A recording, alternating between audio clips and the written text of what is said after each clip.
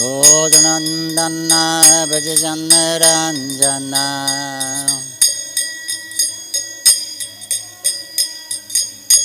Sodanandana Bhajajannaranjana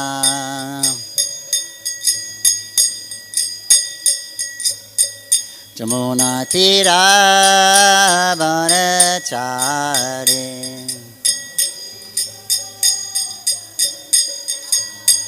Jamuna Tira Vanachari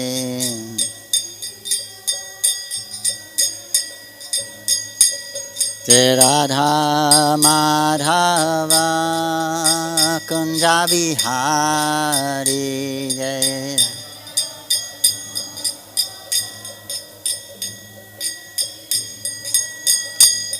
Jai Radha Madhava Kunja Vihari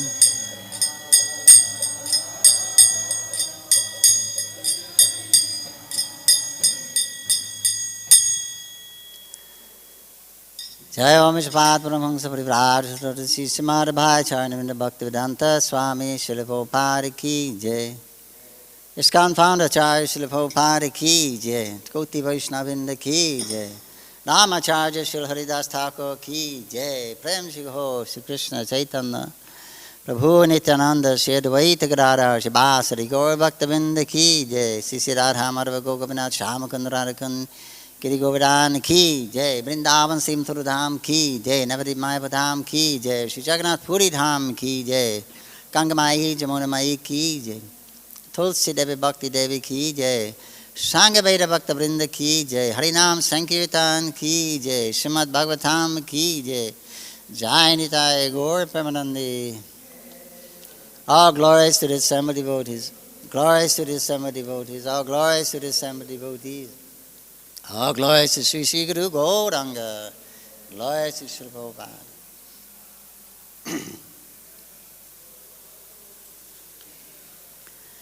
Hare Krishna. Continuing reading from Srimad Bhagavatam, Canto 10, Chapter 10, entitled The Deliverance of the Jamula Trees. We're reading from text 30 to 32. Om Namo Bhagavate Vasudevaya. Om Namo Bhagavate Vasudevaya. Om Namo Bhagavate Vasudevaya.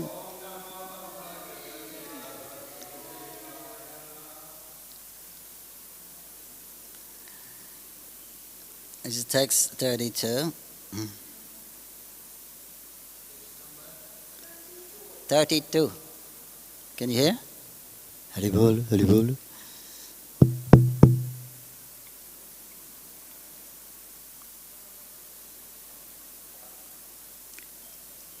Brahmanaistvam agrahyo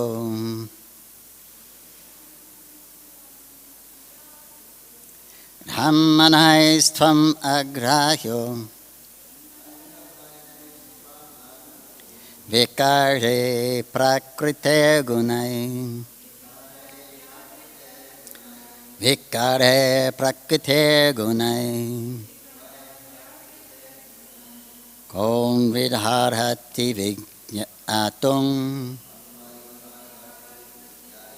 Kon vidharhati vignantung Praksidhim gunasamvritaham Praksitham gunasamvritaham Yamanaistvam agraho Vikare prakrite gunai Kon viharati vignantum Praksidham gunasamvritam Yamanaisvam agraho Vikare prakrite gunai Kon viharhati vignatum Praksidham guna samvrita.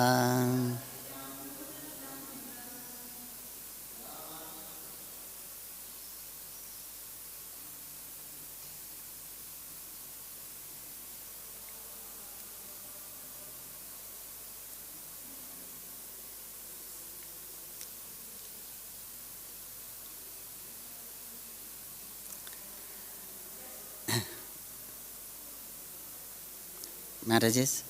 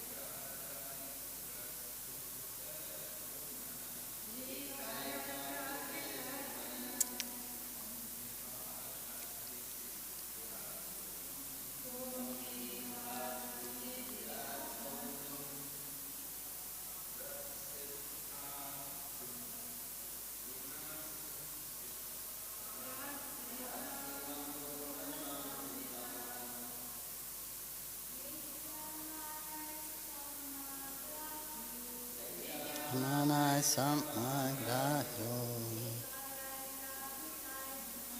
Ikare prakrite gunai Kambidharhati vignantam Raksidham guna samvritam Yamanastvamagrahyo Vikare prakrite gunai Anvidharhati vignatum Aksidham guna samvita. Ghamane, accepting the body made of material nature as existing at the present moment because of being visible. Tvam, you, agrahaya, not confined in the body, made of material nature. Vikare, agitated by the mind. Prakrite gunai, by the material modes of nature. Sattva guna, rajoguna and tamoguna. Kaha, who is there? Nu, after that. Iha, in this material world. Arhati, who deserves. Vijnantung, to know. Praksidham, that which existed before the creation. Guna samvritaha, because of being covered by material qualities. Translation: O Lord, you exist before the creation. Therefore, who, trapped by a body of material qualities in this material world, can understand you? Please repeat. O Lord, you exist before the creation. Therefore, who, trapped by a body of material qualities in this material world, can understand you. Purport. As it is said, Athas Shri Krishna Namadi Nabhavet Krihamandrya Sevonmukhe Jivado Swayameva Spuryatyada. Bhakti Rasamrita Sindhu 1, 2, 2, 3, 4. Krishna's name, attributes and form are absolute truth, existing before the creation. Therefore, how can those who are created, that is, those entrapped in bodies created of material elements, understand Krishna perfectly? This is not possible. But Sevanmukhi jivado swayameva spiyatataha. Krishna reveals himself to those engaged in devotional service. This is also confirmed in Bhagavad Gita 18:15 by the Lord himself. Bhaktya mam abhijanati. Even the descriptions of Krishna in Srimad Bhagavatam are sometimes misunderstood by less intelligent men with a poor fund of knowledge. Therefore, the best course by which to know him is to engage oneself in pure devotional activities. The more one advances in devotional activities, the more he can understand him as he is. If from the material platform one could understand Krishna, then since Krishna is everything, sarvam kalvidam brahma, one could understand Krishna by seeing anything within this material world. But that is not possible. Maya tadamidam sarvam jagat avaktamurtina matstani sarvabhutani nachaham te svastita. Everything is resting on Krishna, and everything is Krishna, but this is not to be realized by persons on the material platform. End of purport.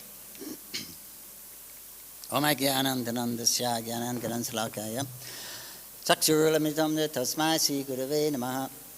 Nama Om Vishnu Padaya Krishna Pristaya Bhutale Srimati Bhakti Vedanta Swami Niti Namine Namaste Saraswati Devi Gauravani Pracharine Nirvishesha Shandavari Paschachyate Satharine Jaya Sri Krishna Chaitanya Prabhu Nityananda Shri Advaita Gadadhara Shivasari Gaur Bhaktavrinda Hare Krishna Krishna Krishna Hare Hare Hare Rama Rama Rama Hare Hare.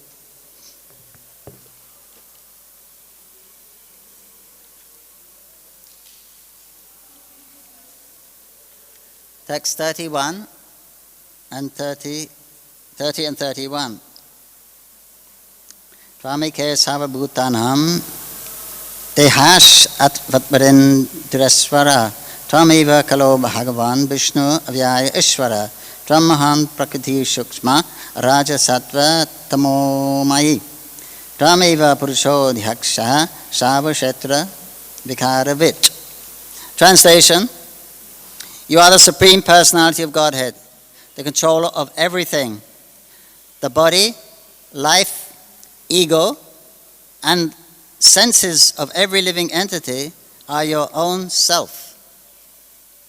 You are the Supreme Person, Vishnu, the imperishable controller. You are the time factor, the immediate cause, and you are material nature, consisting of the three modes: passion, goodness, and ignorance. You are the original cause of this material manifestation. You are the Supersoul, and therefore you know everything within the core of the hearts of every living entity. Purport. Sripad Madhavacharya has quoted from the Vamana Purana as follows: Vyuruptyatvattu jagat rupam Vishnu shakshat shukhat matkam Nityapurnam samusitstam sarupam param atmanaha. No translation. Then text 32, O Lord, you exist before the creation. Therefore, who trapped in a body made of material qualities in this material world can understand you?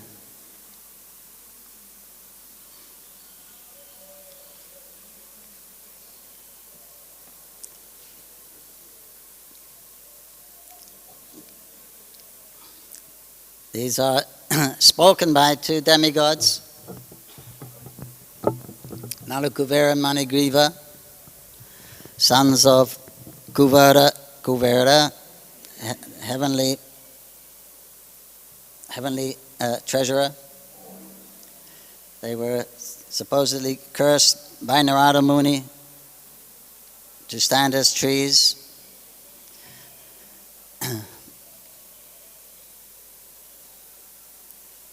But the blessing was those trees would be in the courtyard of Nanda in Vrindavan. So they were able to see the early pastimes of Krishna. So Krishna has seen those two trees and he understands who they are and what he has to do to fill his pure devotees' desire. Narada Muni promised, told the Devas they were able to see the personality of Godhead face to face. So still, baby Krishna, he's Damodar, he's still tied up to the mortar, grinding mortar, and he heads toward the trees, and the mortar gets wedged between the trees. Krishna pulls very hard, and the trees crash down, and out of those trees came two shining personalities whose effulgence lit the whole place. This is, and now they're beginning to offer prayers to the Lord. So they're explaining how actually Krishna is everything. Vishnu is everything. He's the Lord of all beings, master of creation, maintenance, destruction.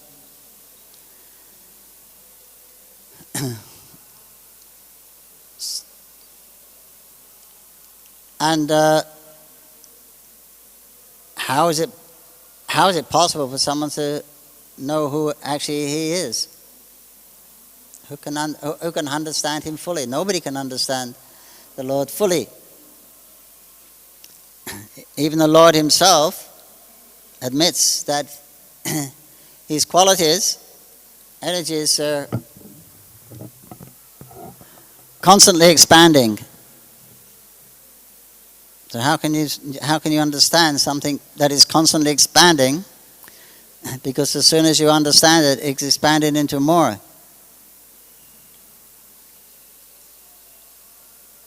Just like knowledge is unlimited, the Vedas. You can read them and supposedly understand them, then you can read them again, and you get a completely different picture. You can read them again. So it's like that, because knowledge is unlimited, because knowledge of Krishna is unlimited, because Krishna is unlimited. So how can you come to the end? There's no end of knowledge. Similarly, there's no end of Krishna. He's very bewildering to the philosophers who try to understand him by various means. So here it said it's actually not possible to understand. The creation was already here, and then we came along. And who are we? We are expansions of Krishna. The Lord is one, he becomes many for pleasure. To increase his pleasure, he expands himself into many. So we're a part of Krishna. The soul is actually a part of Krishna. Fragmented part, eternal, somehow or other. But we can't understand eternality, so we say God is one, then he becomes many. Right? He becomes many eternally. So we can't understand eternality. So Krishna is eternal, his body is eternal, his name is eternal, his qualities are eternal. So, and how is it possible to understand eternality? There's nothing to gauge eternality by. We live in our three-dimensional world. We need references. We need to, because we can't conceive of eternality. We can't conceive. We need a starting point, a reference point. So therefore we say in the beginning. In the beginning the Lord was one. And then he expanded himself. This is for our understanding. because it's not possible to understand how that one, but how one becomes two, and then more and more and more as Krishna steps to one side, and Krishna's still there. But the one who stepped outside, he stepped out of his body, but his body is still there. So that new body, that's Balaram. How we can understand. Then Balaram steps out to himself and expands himself as the Chatavyuha. There again expand as another Chatavyuha.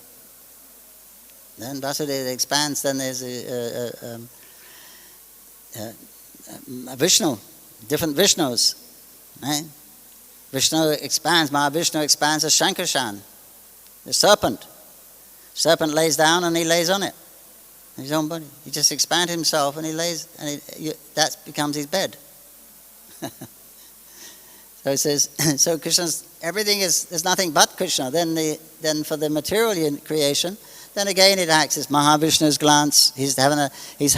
Krishna's enjoying, Vishnu's enjoying. He's enjoying a romantic affair with Lakshmi, and he's sending loving glances. That glance, because the Lord desires creation, and Krishna's desire is actual fact. Whatever he desires will happen. He doesn't need to endeavor. Not like us, that place is Vaikuntha, without any obstacle. Whatever one desires, it happens. Here, there's a lot, we have to deal with time, space, which are very troublesome, apart from so many other things. Old age, disease, death, birth, hunger, thirst, lamentation, fear, etc., etc., etc. So we're making a plan, but it's always difficult. It's a struggle, hard struggle to against the stringent laws of material nature, to conquer over these stringent laws. We don't like this pressure. We want to we want to achieve things. We want to achieve freedom from problems. We want to achieve happiness, but it's so difficult. If one analyzes, but that's the whole thing is still is Krishna's program. When that glance, Krishna is a material creation. Vishnu doesn't touch the material creation. So therefore, that glance is carried by Romadevi. It transforms into Shambhu, and Lakshmi Devi transforms into Durga. So then Shambhu and Durga unite. So that's the start of the material creation. The Lord doesn't touch the material creation. Although when there is a material creation, he enters into it. But he doesn't touch it. In other words, it doesn't affect him like it affects everyone else. So all these elements are gradually, they're necessary for creation and life. They're practically simultaneously produced. Like when you roll a carpet out, you can see all the intricate designs. It's like that. There may be a first, second, and third, but practically it's simultaneous. So these demigods, they've understood. They're demigods. They know Vishnu. They see him. He comes or they go there sometimes, or rarely. But before they used to see him more often. And he will come. So they know who he is. He's to control everything. And so it's his creation, the body, the life, ego, senses of every living entity. It's actually Krishna. His desire. He's desiring like that. So what is this? What are we made of? The self, we're in the body. We're a part of Krishna's superior internal energy. And then his whole body, what is it made of? Krishna says earth, water, fire, air, sky, mind, intelligence, ether. This is what the body is comprised of. And Krishna says, they're my energies. They're my separated energies also. My material inferior energies. So it's Krishna. It's Krishna's energies. And everything is made of these components. Even the non-living entities, they're made of the same components, except for the mind, intelligence, and ahankara. Here, in the Bhagavad Gita, and Krishna says, Mayatatam idam sarvam, that I am in my unmanifest form, avyakta. I am all pervading this whole universe. There is nothing but me. Right? The Bhagavad Gita says, I am in everything. And everything is within me. Then again, I'm aloof from it. It's very mysterious how to understand that. But Krishna's in everything. He enters as a super soul. He's in with everything, every atom. And he's expanded as the space. That's also Krishna. Everything is contained in space. So that's also Krishna's energy. You can't get away from it. The air, the sky is situated in space. Or everything else is situated in the sky. So like that, it's all pervading. The sky, the space, or the sun, the sunshine is all pervading. Everything is situated in the sunshine during the daytime. So like that, Krishna's unmanifest form is everywhere, and it's containing everything. So everything is within Krishna. Not only that, Krishna, as we will read, he shows that all of that whole universe is actually also contained within his personal body. Right? The same. We just read the Leela that the Krishna opened his mouth so the Mother Yasoda could check to see if he's eaten mud. And what did she see? The whole universe. She saw these things. She saw time. She saw the reactions of karma. She saw the rivers, mountains, hills, everything. All in Krishna's mouth. And she saw herself in his mouth. And saw him in his mouth. So how was that? So she was bewildered. Of course, she's a simple village lady. These are demigods, they're bewildered. Everyone is bewildered when seeing Krishna. So they're offering these wonderful prayers. I mean, explaining the Lord's superiority. So in the material world, the human beings have a problem of trying to understand what is the meaning of life. What is the purpose of this creation? And there's many theories, there's many answers, but Krishna's given a definitive answer of these questions. But there are many other people also giving answers, and people in general are bewildered, especially in Kali Yuga. Everyone is very bewildered. So to resolve the issues, and Krishna personally comes in different forms. But he doesn't actually touch the material world. Although he's here, he's in his own space, he's surrounded by his own energy, but common people can't see that.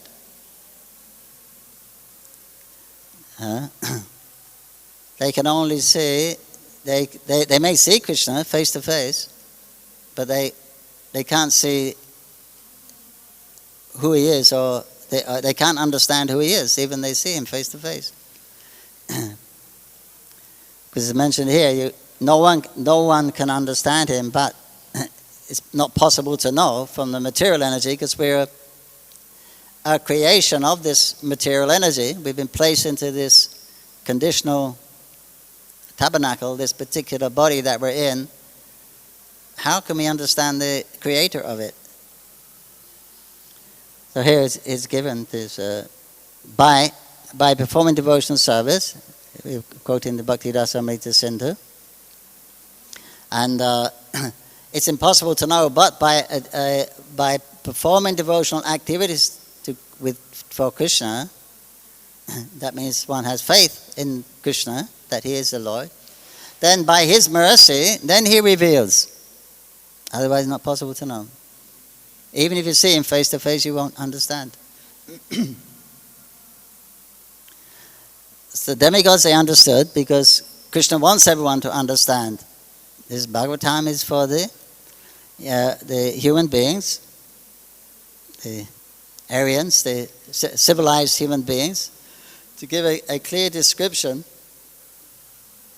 of Krishna's position and a living entity's position and the means by which they can reconnect with him in devotional service. Because we have a purpose. There's a meaning to there's a meaning that we exist, you see. And that meaning is to increase Krishna's pleasure. Although he's Atmarama. He's self-satisfied, but still, he wants to expand his pleasure. He's a person. He has his own mind. So he's come to remind us that here in the material world we're in the wrong place. We should go back to the spiritual world. There we can enjoy properly in service to Krishna.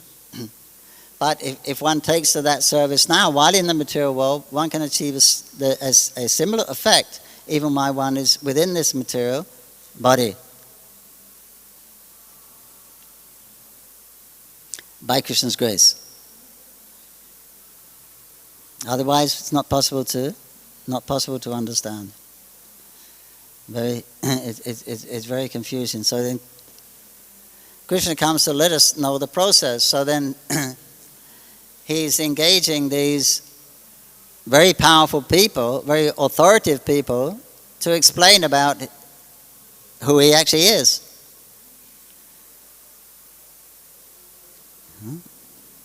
That he is the Supreme Lord, Vishnu.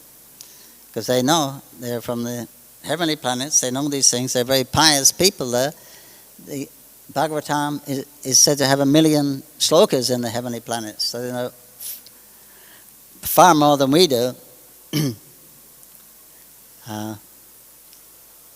So they're explaining his unlimited glories and qualities.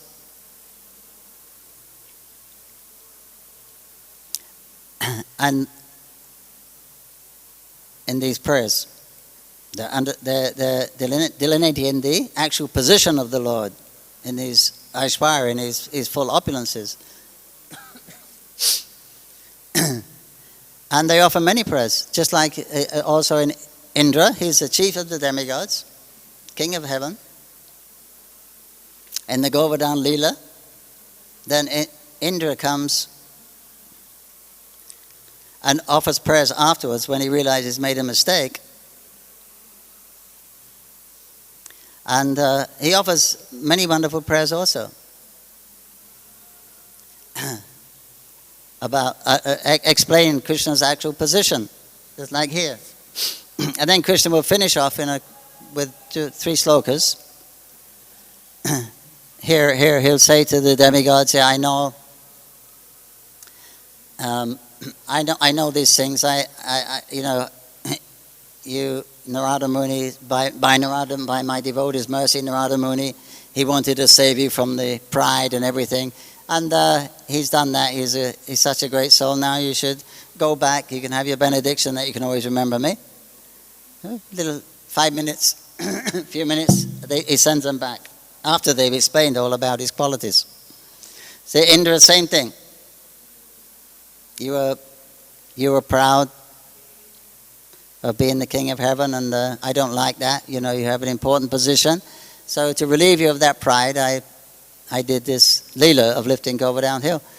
Go back. Then Brahma, who is the head of all the demigods, the most highest position in the material universe. Same thing.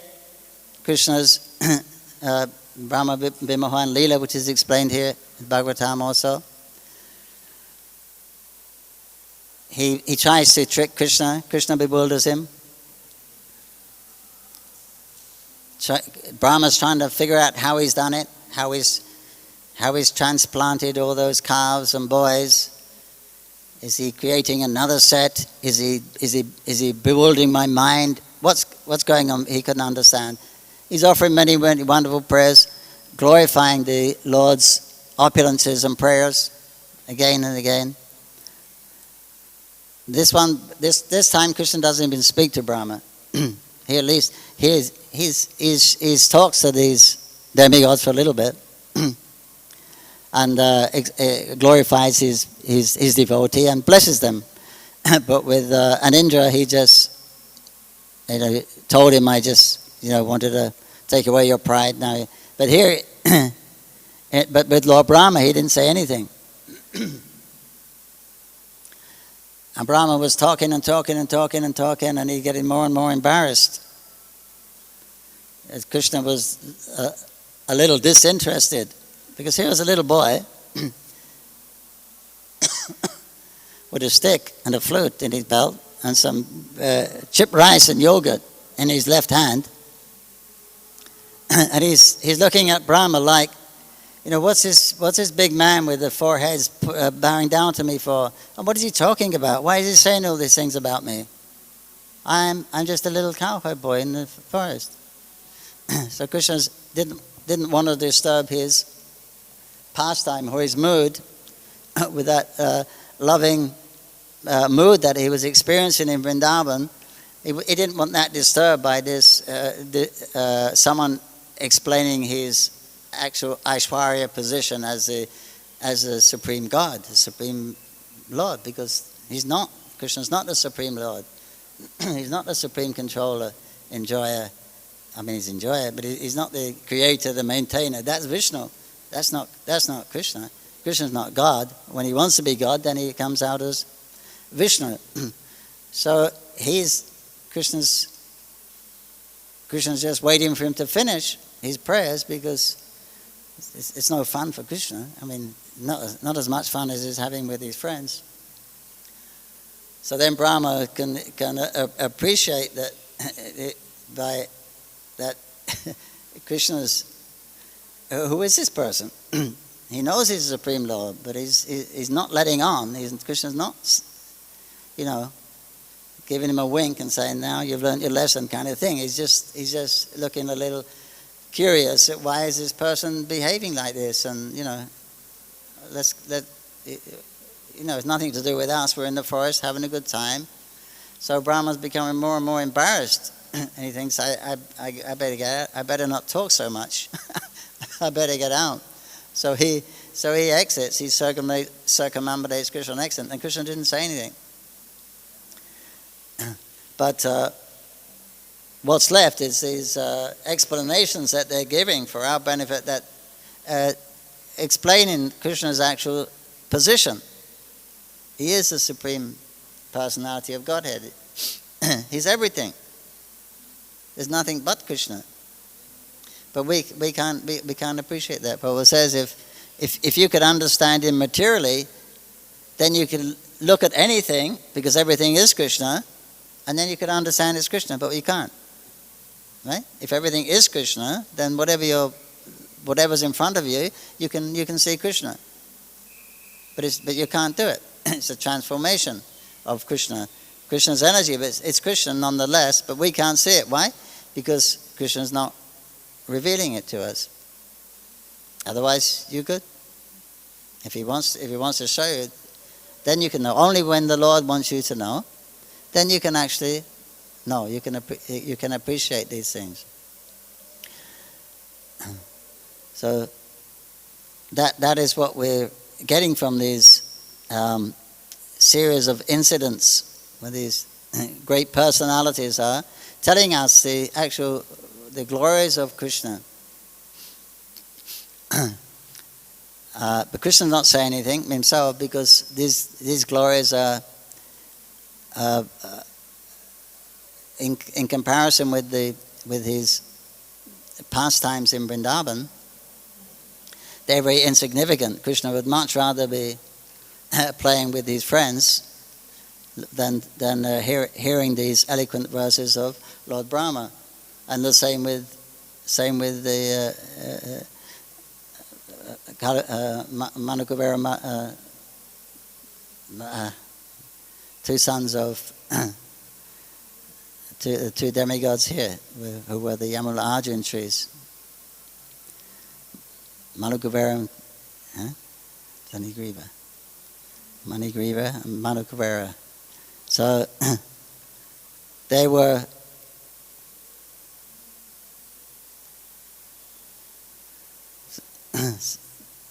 it says later on that the Krishna is smiling.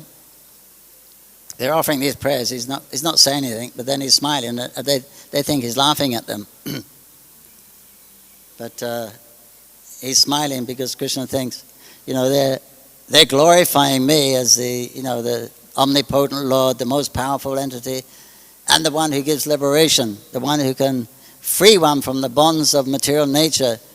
But Krishna says, but look at me, I'm tied up by Mother Yashoda, a village woman. That Krishna thought that was very amusing, that they're glorifying him as the supreme liberator, and he himself is tied up to the wooden mortar.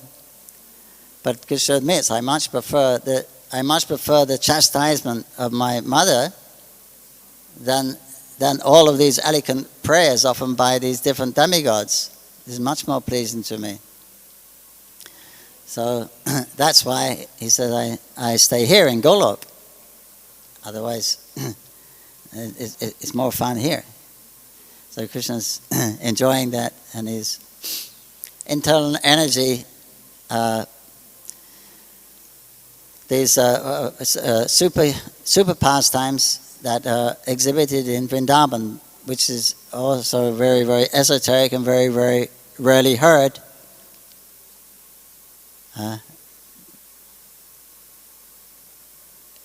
We hear a lot about the Lord and his Aishwarya, how he's the creator, maintainer, destroys everything.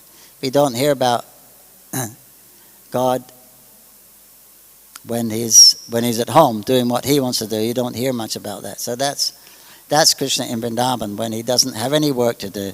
I mean, apart from his duty of looking after the calves, because his father owns a lot of cows. So that's apart from that work, but that's not really work because all of his friends are with him. They're bringing their cows also, and they're all together, and they're all the similar age, and they're having a very good time. So it's not really work for them. They're just keeping the calves out of danger, taking them to water, taking them to the nice places where they can. But along the way, it's all fun. Every step is a dance, every word is a song. They're just having a good time all the way. So that's Krishna. He doesn't have any work to do. So God, when he doesn't have to be God, what does he do? So that's Krishna in Vrindavan. So this is the 10th canto of the Srimad Bhagavatam, is considered the face of the smiling face of the Lord Krishna. So we can see how we get in these two comparisons of the Aishwarya, the almighty power, is being explained, and the simple sweetness, innocence of the Lord in his playground in Vrindavan.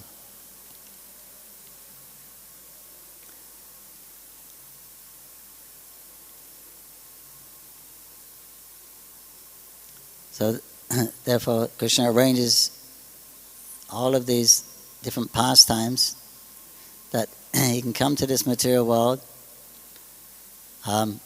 continue his normal life with the cows and his boyfriends and girlfriends and his parents, and at the same time give everyone on the material world a view, let them actually see what he's doing.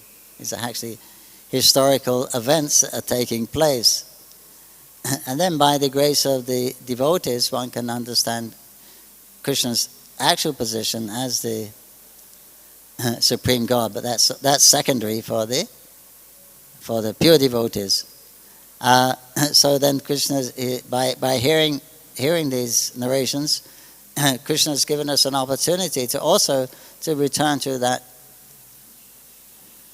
to his own place, his own garden, Vrindavan. Otherwise, there's many other spiritual places we could go to and live eternally. But the Srimad Bhagavatam is very esoteric, and it's pointing out the actual topmost place within the spiritual world, the topmost dealings, the topmost love you will find in this very place called Vrindavan, where the activities and the dealings are very, very sweet. So we're given an insight into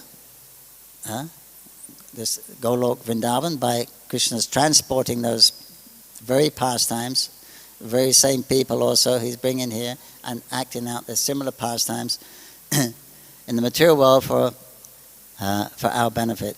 There's an extraordinary good fortune for us. Srimad Bhagavatam ki jai, Sri Prabhupada ki jai. Daigo Premanandi Hari Hari Bol. Bal Krishna ki jai. Alakuvara Manigriva ki jai. Comment, question?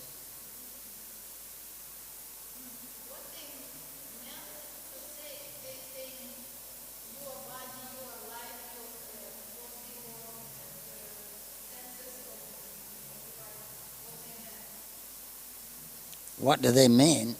What do they mean when they say you are the body, the life, ego, the senses of every living entity are your own self?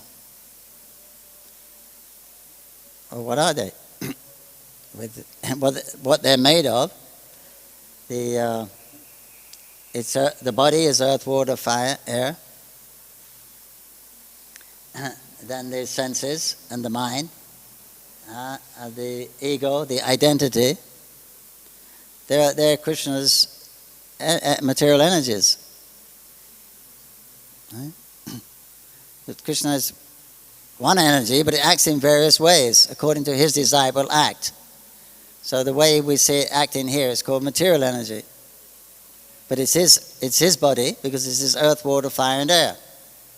That's what the body is made of, so it's him. It's his energy. So it's him, indirectly. Or even directly, you could say. It's expansion of his energy. Expansion of himself. And those energies combine to make a particular body, but that's him. Then you're also an expansion of his internal energy within that body. But he's given you independence. Some independence. And he's given you an identity, an individual identity. Ego. It's his ego. The ego is coming from him. So it's covered with you. It's covered you, but it gives you that. It gives you you're endowed with a certain freedom by which you can express yourself through Krishna. Through his earth, through his water, through his fire, through his air, through his body, which he has given, through his mind, which he has given, through his intelligence.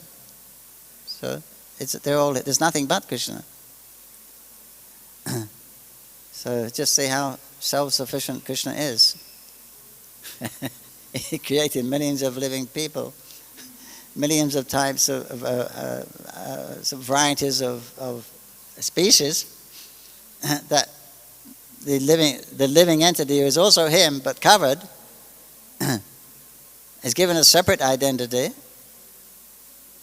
and he's allowed to express himself in various ways, according to the region that he's lived in, and according to his karma. In other words, according to the qualities of the modes of nature, then he can exhibit more freedom or less freedom. But that ability is also coming from Krishna. So there's nothing but Krishna. There's no such thing as separation from Krishna. That separation from Krishna is Maya. That is, as soon as you remember Krishna, then that's Maya's gone. So Maya is just coming from it's Krishna's Maya, but it's when we forget him, then we're illusioned into something else. We're thinking something we're not. We're thinking we're separate from Krishna. And in that separate condition, then, so what do we want to do? We want to be happy, right? We want to enjoy it, and we want to be comfortable. Because in the material world, we're not happy, we're not comfortable. That's, Krishna's made it like that. Dukkalaya sasritam, material world is temporary, and it's full of problems. Haribol, here, you're there, this is what it is, Krishna's saying. This is a situation here. So you can't change that. It's a temporary and it's full of problems. But when we forget that, when we forget Krishna and Krishna's instructions, we say, we've forgotten it's a temporary place full of misery, then we think, oh, well, we can adjust it and it can be nice. So this is a dream. It's a dream. That's why it's Maya. It's not, you can't do it. Swaga's there, it's a nice place, relatively speaking. But this place, this world is not. Birth, death, old age, disease, hunger, thirst, lamentation, fear, heat, cold, pleasure, pain, all these things are there. How can you be satisfied in such a place? And it's always changing, according to the modes. How you can be peaceful and satisfied, peaceful and happy in a place that is constantly fluxing and changing? The soul is consistent in our position, but here is not comfortable. So Krishna's told us what the situation is, but as soon as we forget that, then we try to take his position as the enjoyer, the controller and the enjoyer, because he is the controller. But when we forget that, then hey, let me be the controller and enjoyer. Why not? That's what we want. Because we need to control, because it's a terrible place. So we're forced to control. And you want to enjoy because your nature is to enjoy. Ananda. You can't stop that search for enjoyment. That is our very nature. Pleasure seeking. You can't stop that. But if we get the proper association here, where real enjoyment is, then we can. You can't stop looking for enjoyment. You can't stop looking for security. That's a natural instinct there, because there's no security and no enjoyment in the material world, not for very long. So you can't stop this drive. Now, it depends where you're going to look for it. Are you going to look for it in the material world, or are you going to look for it in the spiritual world? So Krishna's coming to show the difference. And these great personalities are pointing out his personality, how great Krishna is. He is the supreme personality of God. He is the supreme Lord. So he's the supreme shelter, and he's the supreme pleasure giver also. So all your desires will culminate when you go back to the Lord and serve him in the way he wants us to serve him. But if you perform this service nowadays in this world, then by Krishna's grace, then he will reveal these things to us. He'll take away that forgetfulness. He'll give us remembrance. That's also his prerogative. So everything there's nothing but Krishna. Mayata dhamidam sarvam, Krishna says, there's nothing but me. I'm everywhere. I'm inside and I'm outside of everything. How can you understand that? But it's a fact. He shows it.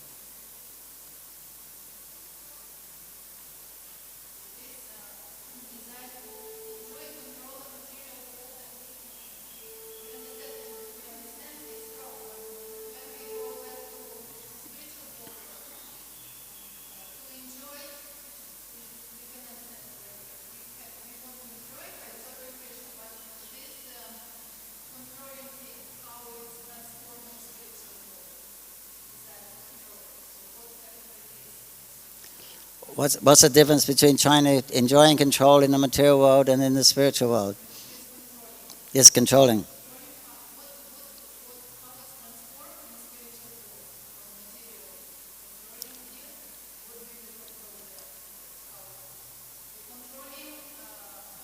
The controlling tendency is the material world. What will happen to it in the spiritual world? It will evaporate. Huh?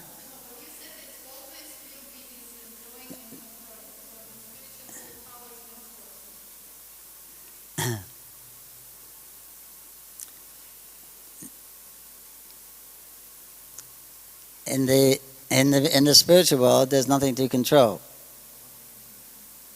There's no problems. Vaikuntha. There's no difficulties there. Here there's difficulties, especially time and space. And time and space are filled with old age, disease, death, distress, sickness, coronaviruses, all kind of things. So that's what you got to deal with.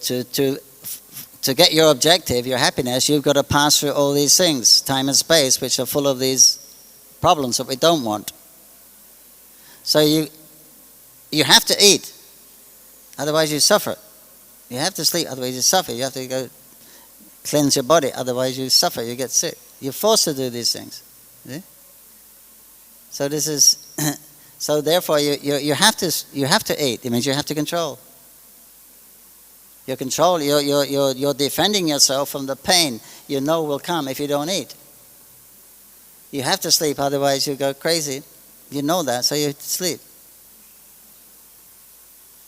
You have to have all your defense mechanisms there, your mosquito nets and your fan, air conditioner. And to do that, you have to work all day. So this be being whipped like that.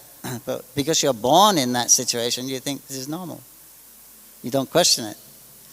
So you can't stop that desire to control these things, because suffering is unnatural for the soul. The soul can't suffer. From materially, that is. Can't be cut, can't be dried, can't be wet, drowned. The soul is immutable, eternal. Krishna's described the nature of the soul.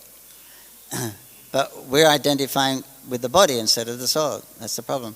But in the spiritual world, there's no need of defense. There is no pressure there. There is no kunta. There is no time and space have a different. There is time and space there, but they're not a hindrance. They're not an obstacle. And also the enjoying. It's not that you're looking for enjoyment in the spiritual world. Also, here we're looking for enjoyment. But in this, well, at least in Golok Vrindavan, they're not looking for enjoyment. That's not the qualification to get to Golok. You go to another place, Vaikuntha. But to go to Golok, Krishna's enjoyment is priority. When Krishna's enjoyment is more important than my enjoyment, that's the qualification for going there. Otherwise, if I want to enjoy, I can get the same form as the Lord, live on the same planet as the Lord, enjoy the same obligations as the Lord, right? Different types of those liberation, spiritual liberation, where I can live happily ever after. But in Golok, it's all about Krishna's happiness. It's not about my happiness and my defense. So because you have that, when you're serving Krishna in that relationship with love, then that's it. Krishna's a reservoir of pleasure, unlimited pleasure, ananda buddhi vardhanam, ever increasing pleasure. So you're not looking for happiness. There's no need. You've got enough. It's already there. And you're not trying to control or defend anything, because there's no problems there.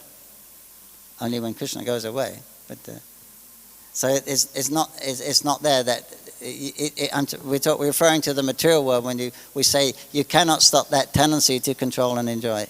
That means applies in the material world, not in the spiritual world.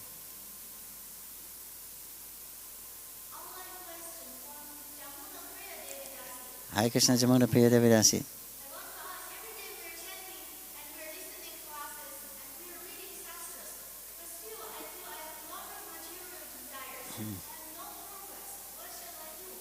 Every day we're hearing Shastra and following, chanting Hare Krishna, but still the material desires are coming.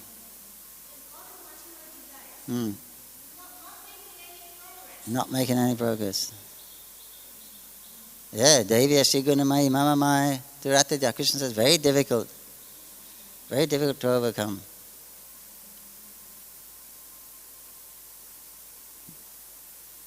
Difficult. But by my grace, Krishna says you can. In other words, it's impossible. Just like here it mentioned, it's impossible to know Krishna from our position. But by performing devotional service, when Krishna is pleased to reveal himself, then you can know him. So when we should be a little introspective and think that when we should be expecting the mercy from Krishna, of course, but the thing is, why are we saying why isn't Krishna showing me mercy? Why isn't things getting better? It means I'm going to Krishna for my relief. I'm going to Krishna for my pleasure.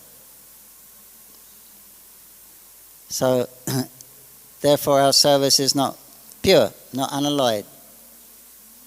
We have faith that Krishna will take away all my problems, and Krishna will give me great happiness.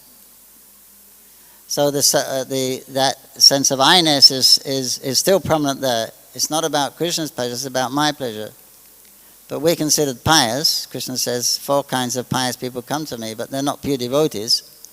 So we may be considered in that level, but one should be a little introspective in these times and ask, what am I expecting from Krishna?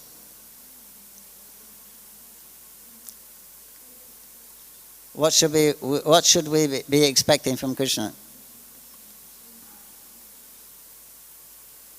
You can ask that question yourself.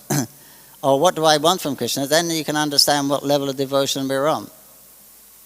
Whether we're karma, kanda, or jnana, kanda. We want to enjoy, or we want to freedom, but no problems, or we want to enjoy. But we should be acting just for the pleasure of Krishna. So we have to play our part and try and change our consciousness. We're going through the motions of devotional service. We're chanting the beads. We're putting the tilak. We're doing this and that. But what is our actual motivation for doing it? Is it to serve Krishna, or do we want Krishna to serve us? So it's a gradual process. But Krishna, we're going to reciprocate, depends on how sincere you are. Because if you want a problem-free life, you may get it. If you want a lot of happiness, you may get it, but you may not get Krishna. And then you can come back and take birth in a nice family, or go to the Swagaloka. There's no problems and there's lots of happiness. But you can't stay there. Then you come back and it's risky again. So pure devotional service is very rarely achieved. So we're waiting on the mercy of Guru and the Vaishnavas and Krishna. We're expecting their mercy. Meanwhile, we just have to dutifully perform our duties and try to cultivate that conscious that everything's really the purpose of my existence is Krishna's pleasure. Then I'll be natural. That's real life. That's natural life. That's complete satisfaction when we have some realization of that. Hare Krishna.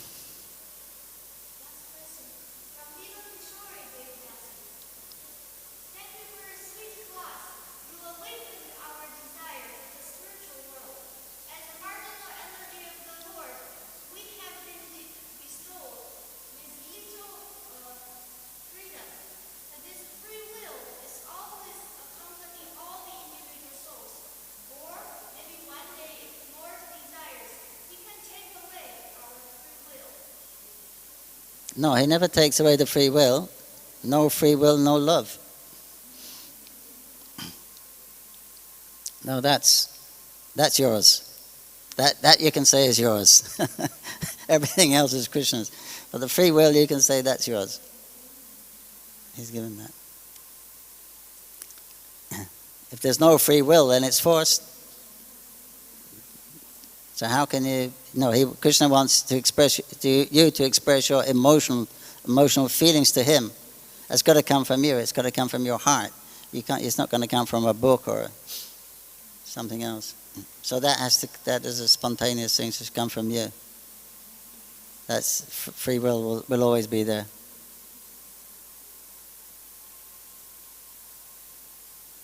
Okay, next question.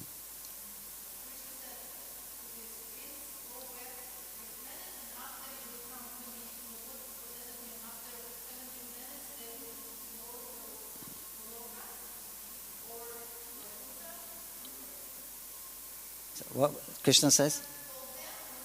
Oh, Krishna told the demigods. Yeah.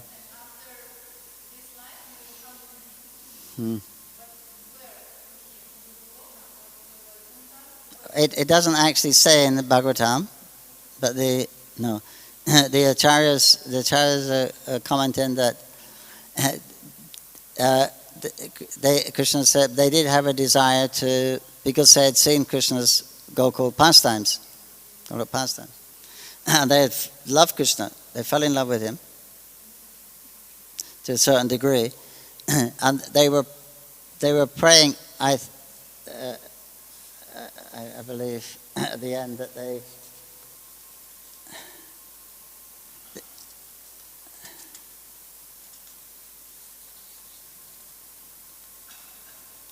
Yes, so he says that Nalakuvara Manugiva, now you may both return home. Since you desire to be always absorbed in my devotional service, your desire to develop love and affection for me will be fulfilled, and you will never fall from that platform. So that's their desire. Krishna's going to fulfill. That means eventually they're going to go back to Godhead after that time. In Krishna book, Prabhupada says like that. They go back there, they perform devotional service in the heavenly realm where they belong, and then they go back to Godhead. Prabhupada, in Krishna book, Prabhupada says they go back. Here it doesn't say that, but if he says, Krishna says they're never going to fall down, then they're going to be pure devotees. That means they're going to go back to Godhead. Lucky. Narada Muni ki jai.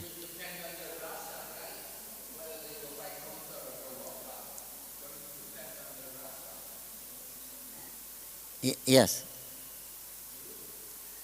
Yeah. Yeah, but they actually, according to Vishwanath, they actually love Krishna. According to Tamacharya, that they wanted Krishna to. He asked for they asked him for a benediction. He asked them. They want a benediction. They was going to ask him that you come and appear. You come on our planet also, but they didn't. They thought that was too presumptuous, because it was, Gopa Krishna wouldn't be very at home on the heavenly planets kind of thing. I mean, as a child, so they worshipped him as a Gopal, and the Acharya also saying that, and bless us, we can develop devotion for your devotees, your Brijbasis. And Krishna said, oh, that's very rare.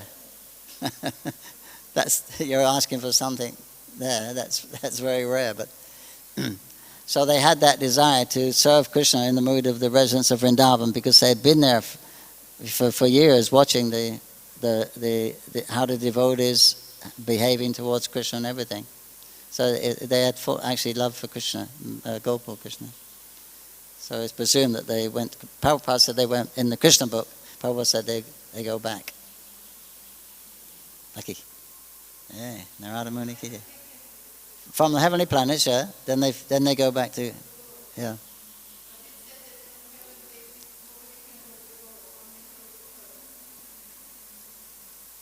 No, who said?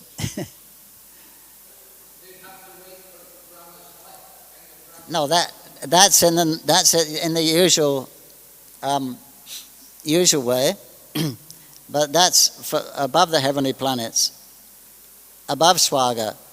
Then you get to Mahaloka, then Gyanaloka, Tapaloka. They gradually move back. Long time. They will go back, but.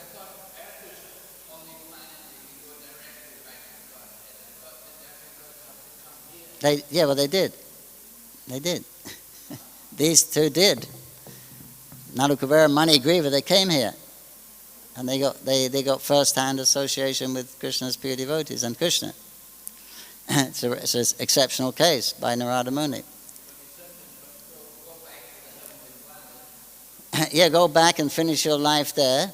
They were cursed to stay here for 100 years or so. So then they go back, they're demigods, and then they go back and wait there in performing devotional service, and then they get back to Godhead.